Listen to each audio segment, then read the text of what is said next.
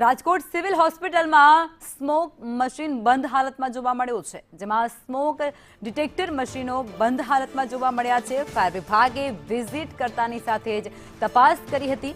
2 દિવસમાં આ મશીન શરૂ કરવાની સૂચના પણ આપી દેવામાં આવી છે।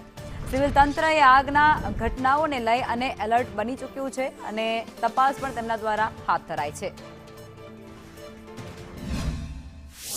રાજકોટની સૌથી મોટી જનાના હોસ્પિટલમાં ફાયર સેફટીના સાધનો અને સ્મોક ડિટેક્ટર મશીનોને લઈને ફરિયાદો ઉઠી હતી। આ ફરિયાદના પગલે ફાયર બ્રિગેડની ટીમ દ્વારા જનાના હોસ્પિટલની અંદર વિઝિટ કરવામાં આવી હતી। ફાયરના સાધનોની ચકાસણી કરવામાં આવી હતી, જેમાં સ્મોક મશીનો કે જે અલગ અલગ રૂમની અંદર આગ અને ધુમાડાને ડિટેક્ટ કરવા માટે લગાવવામાં આવ્યા હતા, એ સ્મોક મશીનોની અંદર કેટલીક ખામીઓ જોવા મળી હતી। આ ખામીઓને લઈને ફાયર વિભાગ દ્વારા જે કોન્ટ્રાક્ટર છે તેમને નોટિસ ફટકારવામાં આવી છે। 2 દિવસની અંદર સ્મોક મશીનો બદલવા અથવા તો દુરસ્ત કરવા માટેની તાકીદ કરવામાં આવી છે।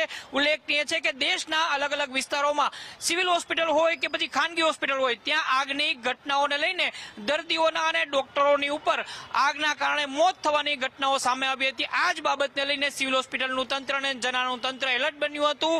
4 દિવસ પહેલા આ માટે ફાયર વિભાગને જાણ કરવામાં આવી હતી। આખી જનાના હોસ્પિટલ છે તેની અંદર ફાયર સેફટીના સાધનોની ચકાસણી કરવામાં આવી હતી। આ દરમિયાન જ એ ખુલાસો થયો હતો કે જનાના હોસ્પિટલના અલગ અલગ રીમો છે તેની અંદર સ્મોકના જે મશીનો છે, ડિટેક્ટર છે, તે કામ નથી કરતા। આ બાબતને લઈને હવે કોન્ટ્રાક્ટર છે તેમને નોટિસ ફટકારી દેવામાં આવી છે અને સ્મોક મશીનો છે બદલવા અથવા તો રિપેર કરવા માટેની તાકીદ કરાઈ છે।